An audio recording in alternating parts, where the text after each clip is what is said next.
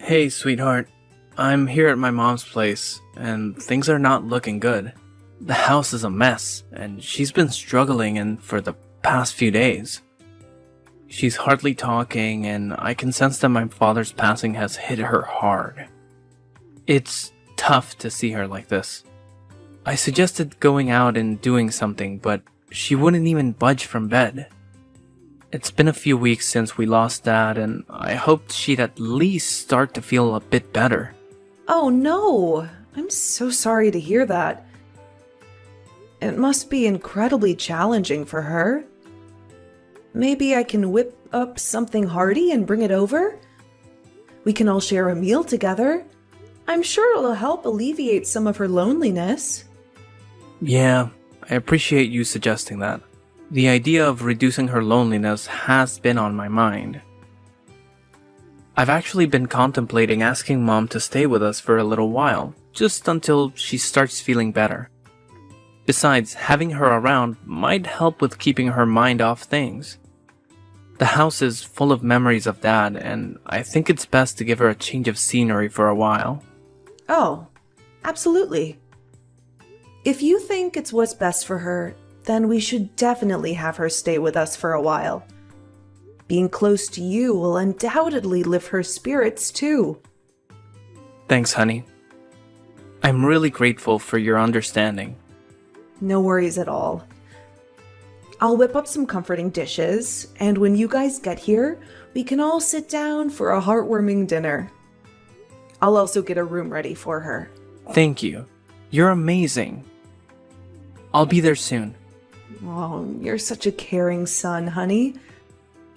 I'm so glad you're willing to take care of your mom and make her feel better.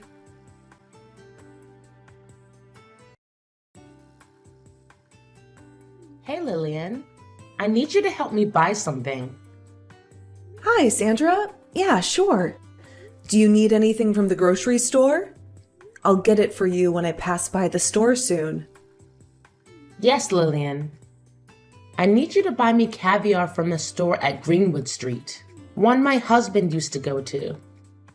Just mention his name and they will know what it's for. Remember, I don't want the one in the brown tin because they're cheaper and not something my taste buds would like. I want you to get the one in a small blue tin that is my favorite caviar. I want you to get 3 of them alongside some freshly baked bread. Remember, just a blue tin, as it's the only one that would suit my taste buds. Anything else you buy will go into the trash. I'm sorry to ask, but may I know how much this caviar would normally cost? They sound extremely pricey. They're around $250 for one tin. 3 of them, please. $250? I'm sorry, Sandra, but I'm afraid I can't afford to spend that much money on caviar. Me and Mikey are saving money up for the baby. And we're planning to renovate the baby's room before he's born, too. Are you saying that you won't buy me caviar then? Do you have any idea how much I've been wanting them? Are you joking with me? Is this how you treat your mother-in-law? No, it's not like that. I'd be more than happy to get you whatever you like. It's just, caviar is a little bit too expensive for my budget. We don't have that much money. Even Mikey is struggling with his business. Oh, what a sad life I'm living. My husband, who I love dearly, who can take care of me so wonderfully, has passed away and nobody seems to care. My poor son is married to someone who can't even think of me as her own mother and buy me the things that I want. My wonderful husband brings me home caviar every week, and we would eat it together for breakfast and laugh together watching the television. Oh, how I miss my husband. God, oh God, why is my life so difficult?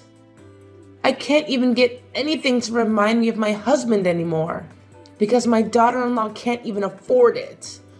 Why didn't God just take me away instead of him? He was a good man. He deserves to live. I should be the one who died. Sandra, I'm so sorry. I don't know that it was something that you and your husband used to do. I didn't mean to make you feel this way. Oh, please don't say that. Michael needs you. He can't lose you after losing his father. I'm so sorry I made you feel this way. Look, let me see what I can do. Perhaps I can push certain plans for the baby. Don't worry about it. Would it be okay for me to purchase only one? Do you not get it, Lillian?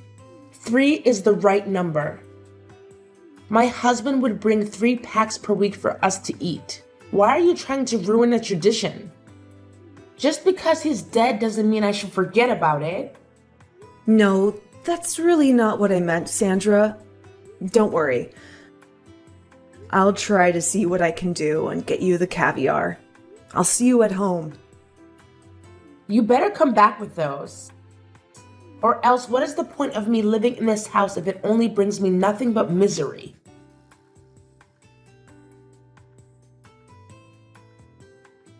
Hey Lillian, where are you? I called you so many times and you haven't been picking up. Are you avoiding me or something?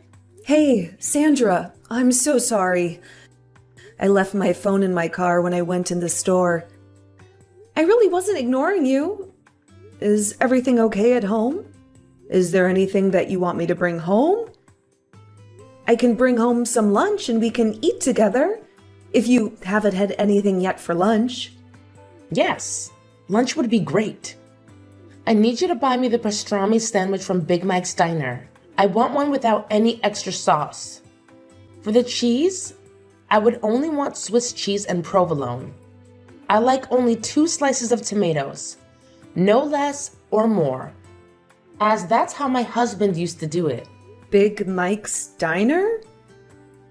As in the one that's 2 hours away from here? Yes, where else will they be? Stop asking pointless questions and go get them for me. Don't mess up the order. Listen, Sandra, I'm sorry. And I'm not trying to be rude, but I don't think I can drive 2 hours to get the sandwich.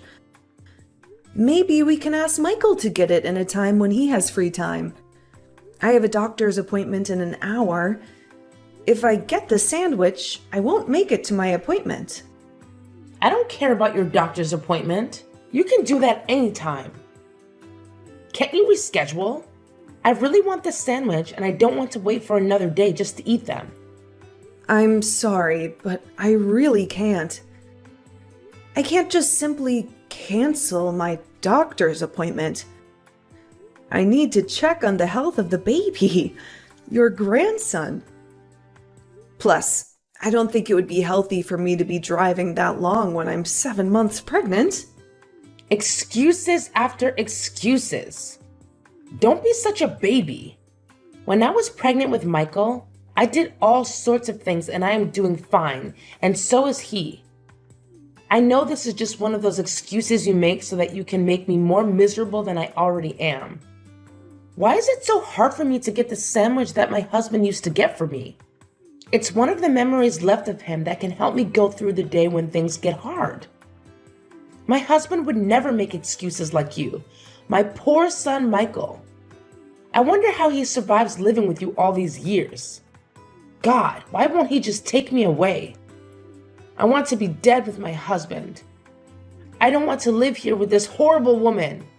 Sandra, please don't say that. That is not true at all. I have nothing against you, and I would never want to make you miserable. Please don't wish death upon yourself. Look, maybe I can go tomorrow. I'll be freer then. No! I already told you.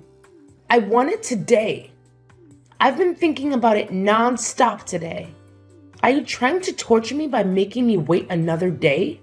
My husband would never make me wait for things I really want. Oh God, why can't you just take me away too? Fine, Sandra. I'll cancel my doctor's appointment and I'll drive to the restaurant to get you the sandwich. Please stop wishing that you'll die. Michael would be so heartbroken to hear that. Be quick. Don't waste my time.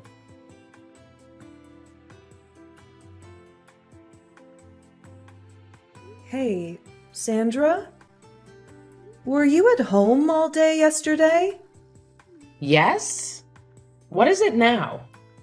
Are you accusing me of stealing things in your house? What? No, that's not what I'm trying to say. I just want to ask you regarding the baby's room. You've seen it before. When you first came, we painted it blue because the baby's a boy, and we thought it would suit him. We even put up a lot of different toys that we thought the baby might like. You know where I'm going with this, don't you, Sandra? The color is hideous.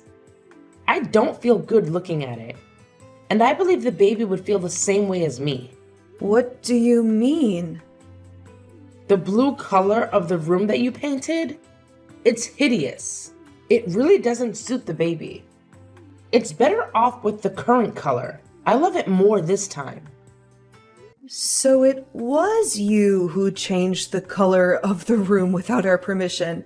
I'm sorry that I have to say this, but that is very disrespectful. That's my baby, and I deserve to know anything before you make changes to anything. Plus, this is my house. Just because we let you stay here doesn't mean you can make all the decisions that you like behind my back. Oh, I didn't know. I have to be asking permission to make changes in the house that my son lives in? What a disrespectful thing to say to me without me raising my son to be like the man he is. He wouldn't be here to be the good man for you. You should be more grateful that I even agreed to stay here. I don't understand what you're trying to say. I've been kind enough to let you stay here while you've been dealing with this death. And you're ruining it. How exactly am I ruining your healing for you? My husband hates the color blue. It reminded him of the big blue house he grew up in. It was an abusive household. We ensure to always eliminate the color blue from our house. I don't understand. Why can't you do the same? Look, I'm really sorry about what he went through, and I understand how it could be hard for him. But I still don't think it's right for you to apply the same rules to my house. It's not fair to me. Fairness? Is that all you care about? You think the world is fair when my husband is taken from me? No, that is not what I'm trying to say. That's enough. No need to speak to me. This conversation is making things harder for me, and I don't want to deal with it.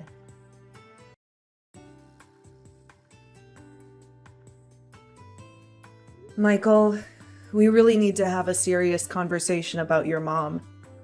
I've already had an earful from her. Is it true that you told her she needs to ask for permission for everything?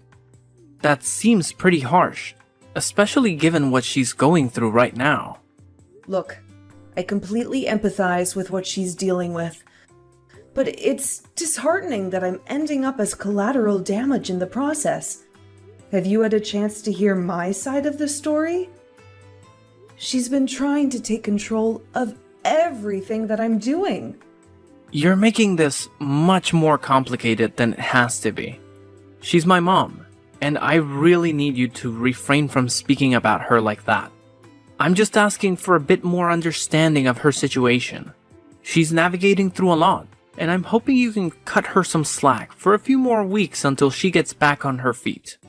Fine. I'll do it for you and out of respect. But I hope you realize the challenges I'm facing in all of this.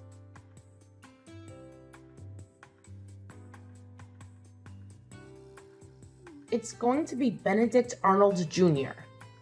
Sorry? What are you referring to, Sandra? The child, of course. What? Are you talking about my baby? My son? Who else would I be talking about? The name of that child would be Benedict Arnold Jr. Wait, what are you trying to say? Sorry, Sandra, but that's not what I'm naming the baby. Mikey and I have already discussed the name. We will be naming the baby Harold, after my father, who did a lot for me growing up. I disagree. He should be named after my husband. Your second child can have your father's name if you want to, but the first one should honor my husband. This is our grandchild, after all. This is my father's first grandchild as well. If you like, we can put your husband's name as the baby's middle name. That's all I can offer to you. That's what I can agree with. Middle name? Is that all my husband is worth to you? All he ever wanted when he was alive was to have grandchildren. But you took too long to get pregnant. Now that he's gone, I want to at least have the child named after him. Is that so hard? At least your father is still alive. Isn't that enough for you? You know I have issues that made it hard for me to get pregnant. It's not like we did it on purpose. You think my father would only be appreciated when he passes away? I'm sorry, but it's not possible. I will not change the name of the baby just because you asked me to. You have no say. How rude of you to speak to me that way. Michael will know about this. You are being super disrespectful. That's not a way to speak to your mother-in-law. You know I'm still grieving. Sandra, I understand you're grieving. But my decision about the baby's name is not up for negotiation. We can discuss this calmly and find a compromise. But disrespectful accusations won't help anyone.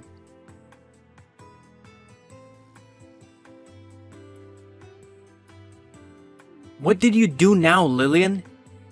My mom just called me crying. Did she tell you what happened? Is it another made-up story on how I'm the villain who disrespected her and her grieving period? I already told you not to speak about my mom that way. When will you learn? Your mom tried changing the baby's name. She wants to name him after your father. We agreed we would name him after my father. Why is it such a big deal? Just change the name to Benedict Arnold Jr. as she asks. We will name the second child with your father's name. Isn't that easier than arguing non-stop? Are you kidding me? So you just stick to whatever your mom has to say?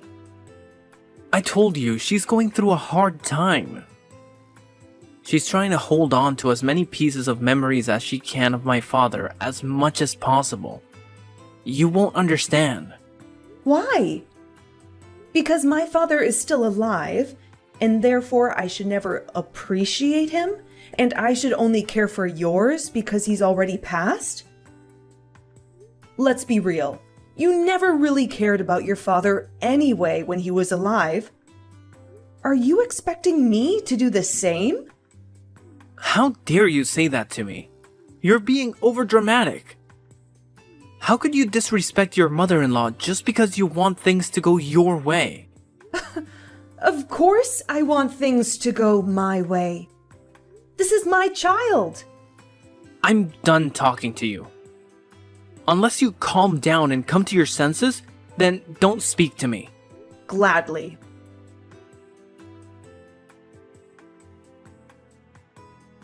I will be in the labor room with you since that is my grandchild. I love to be the first to hold it as well. I'm telling you this now so you won't come up with excuses later or about your planning. Just like when I asked you to change the name. Sorry, Sandra, but I can't let you in the labor room with me. It's going to be a very vulnerable moment for me, So I would prefer to have my mother and my husband in it instead. You'll be able to see the baby after he's born. How could you? I am the child's grandmother. I deserve to be there to see it. You don't get to kick me out. Sorry, Sandra, but I really won't be able to let you in. I'm not comfortable with having you in it. I prefer to have my own mother. I know what this is all about. You're still hating on me because of what happened. Look, Sandra, I don't care about those anymore. I forgive you for changing the baby's room, for making me do things that are too hard for pregnant women, and for trying to change the name of the baby. I want to give birth without all this negativity. Oh no, it's not that. You're mad at me because your husband loves me more than he loves you. What? I never thought about it that way. Of course you did. You've always been the jealous kind. You are always so visibly upset that he would choose me over you. He loves me more than anything. He's your son. It doesn't matter how much he loves you. His life will always be with me. What are you trying to say? No. He's always going to be mine. You stole him from me. And now you're stealing my grandson from me. I will never let you do that. You're out of your mind. I hope he divorces you. You're a selfish bitch.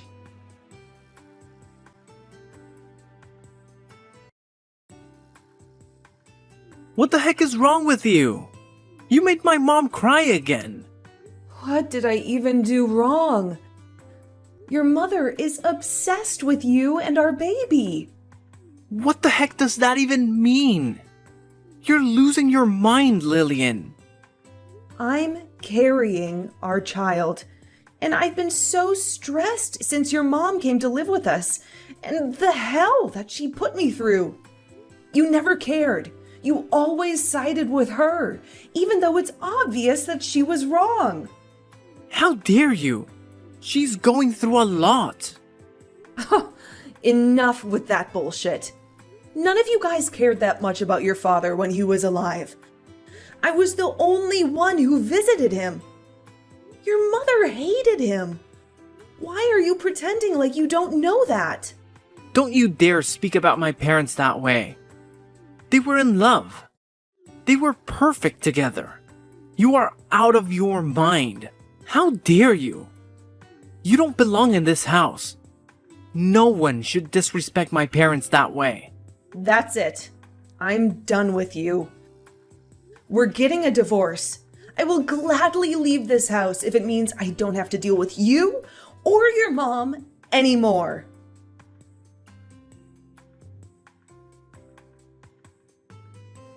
What are you even doing? Moving all your things into my house and locking me out? You don't deserve to even step your dirty feet in here. Come back and take all your things with you. Sorry, you mean my house? Can you please stop trying to open the door? Or else I'm going to have to call the police on you. Please leave. Are you out of your freaking mind? This is the house that my husband and I have been living in forever. It's my house now that he's dead. Get out and let me in. How do you even have the key? You thief. Oh, you must have not heard. Heard what? Get out. Your husband wrote to me on his will that once he passed, this house would be passed down to me. You don't get a cent of his money. You can stop pretending now, Sandra. You never cared for him. You were abusive to him. You even brainwashed Michael to hate him. Initially, I thought it was guilt that changed you, but I figured it out. It was all an act. You don't care that he died. You only care about his money. What? That's impossible. Why would he give it to you and not me? That's ridiculous. Is it though?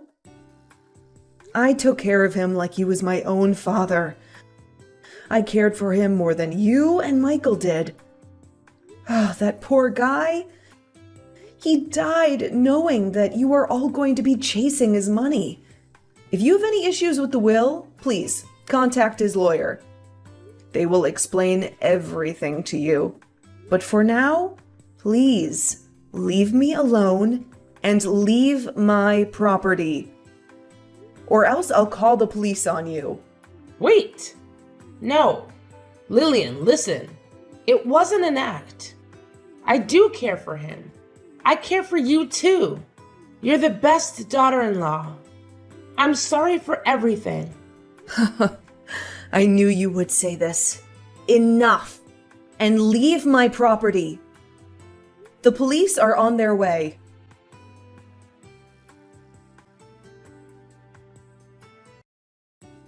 Honey, I'm really sorry. How did I ever miss this? You are just like your mother. Even your apology disgusts me.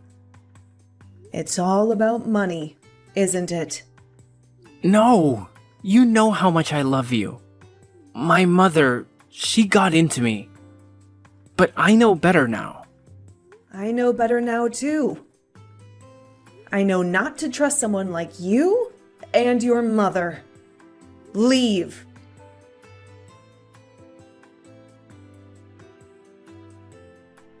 A few weeks after that, the divorce between Lillian and Michael is finalized. Lillian was able to get full custody of her baby, and she was also able to live comfortably, thanks to inheritance that her father-in-law passed down to her. On the other hand, Sandra was still in disbelief that her husband didn't pass anything to her because of his will. She even tried breaking into the house a few times, but was caught by police. As for Michael, he has been struggling a lot after the divorce, as he realized how true the things that Lillian has always said about his mother are.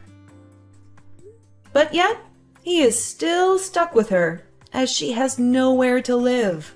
Both grew to hate each other and blame each other for the misfortune.